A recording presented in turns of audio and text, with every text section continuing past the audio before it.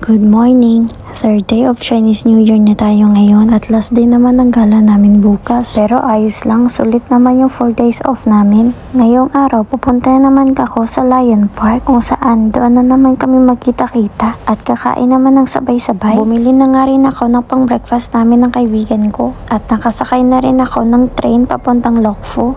At eto na ako, papunta na ako ng park. Nakasakay na rin pala ako ng taxi. Wala na kasi ibang sasakyan din, kundi taxi lang. Medyo malayo-layo kasi yung park. At dito na nga ako sa park. At dito din kami pupunta pag gusto namin mag-barbecue. Kaya lang sa oras na to, wala ng space. Madami kasing tao ngayong araw na to. Yung kaibigan ko, maagang pumunta dito. Pero wala din siyang naabutang lamesa. Puno na kasi, dahil Chinese New Year nga, maraming Chinese na pumupunta dito. Ang dami pa naman naming lutuin. At for today's video, kawawa naman kami ngayon.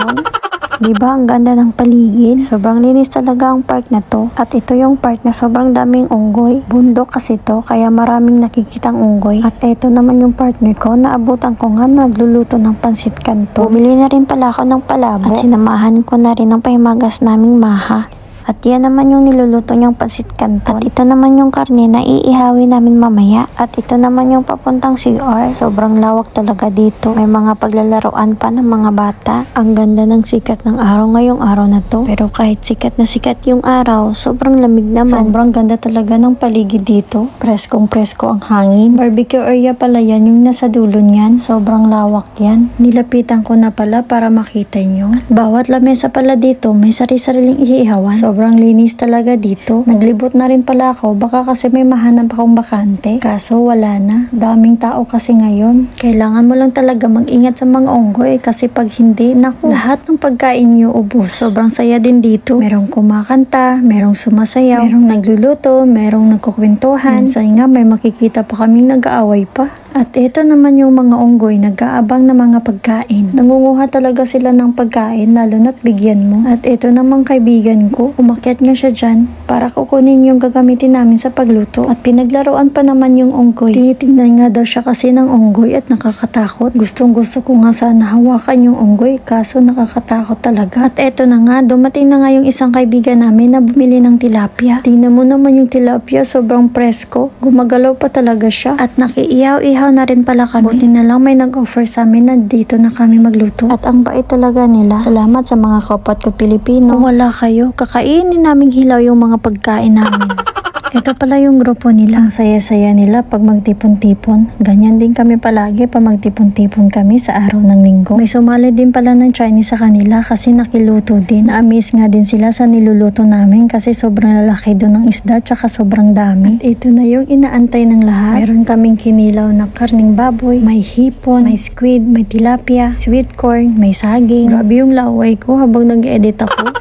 Siyempre, hindi mawawala ang pag-picture ng pagkain bago kumain. After naman namin kumain, siyempre may kantahan. Yung iba naman, kakain lang kasi sila yung huling dumating. Kami natapos na, nakaupo na lang sa gilid, nagtatawanan, nagkukwentuhan, nagsusugal at kumakanta. At eto na nga, uwian na kami. 6 PM na yung mga oras na to, pero maliwanag pa. Ganyan talaga dito sa Hong Kong. Pero sa Pilipinas, yung iba natutulog na. Maaga kaming umuwi ngayon kasi meron pa naman bukas. At makapagpahinga na rin ng maaga. Naiwan na nga pala yung iba kasi wala naman silang curfew. Ako, pwede namang umuwi ng late pero mas gugustuhin kong mauwi ng maaga kasi pag uwi ko, may trabaho pa ako para matapos ko din ng maaga at makapagpahinga na ako. At tingnan nyo naman yung paligid. Sobrang ganda at sobrang linis. Ang tataas din ng mga building. Andito na ako sa train station. At naghiwalay na rin kami ng kasama ko. Malayo-layo pa rin kasi yung biyahe ko. Na-miss na rin ako dito sa train station nila kasi sobrang linis talaga at maraming maingat na tao dito. Ibang way na rin pala ang dinaan ko kasi medyo malapit to sa amin. Magkukwento na rin ako ng maikli lang. Gusto ko talaga dalhin yung mga anak ko dito at pamilya ko. Kasi maraming magagandang places dito na pwedeng pasyalan kasamang pamilya. Sana madala ko mga anak ko dito. Gusto ko kasi silang ipasya sa Disneyland at Ocean Park. Sana i-bless pa tayo ni Lord para matupad yung mga pangarap natin. Kaya hindi ako nawawalan ng pag-asa. Kahit ilang taon na ako nagbabalik ako sumusuko. Kasi umaasa pa rin ako na tutulungan tayo ni Lord na umangat sa buhay. Kasi isa lang naman ang pangarap. Umangat ako sa sa buhay para makauwi na ako ng Pilipinas at makasama ko naman mga anak at pamilya ko. Kaya nga nagsisikap talaga ako ngayong taon na to. Madami mang perang nasayang pero okay lang. Lahat naman ng nangyayari sa buhay natin ay may rason. At ang pera naman nakikita yan. Pero ang taong mapagkatiwalaan sobrang hirap talaga. Kaya lesson learned talaga. Hindi maganda ang pasok ng taon ko ngayon. Ito pa rin ako patuloy sa pangarap at bumabangon kahit ilang beses na dapa. Sabi nga nila habang may buhay may pag-asa.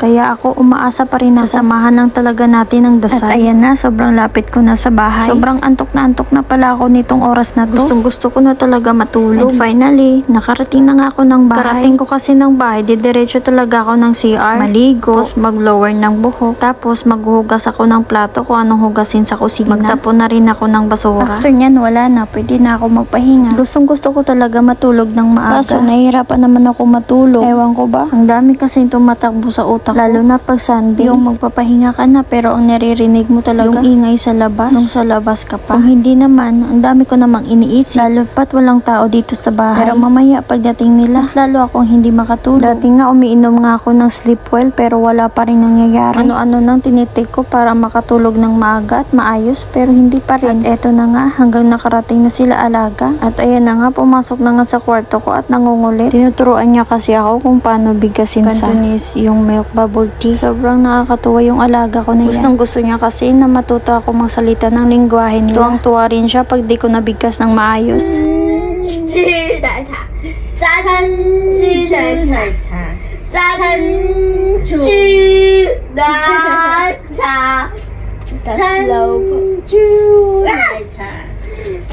Everyone is called 珍珠奶茶.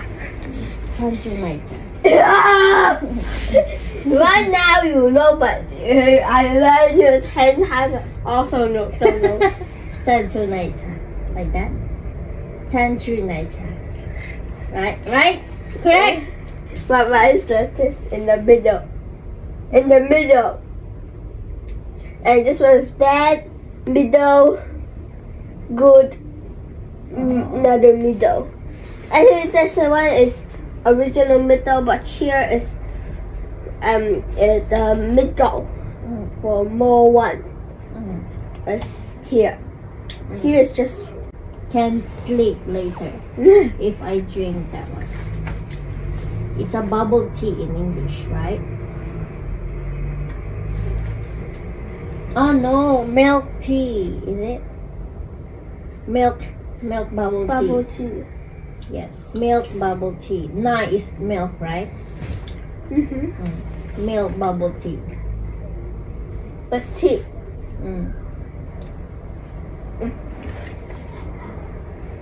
Tan chu nai cha.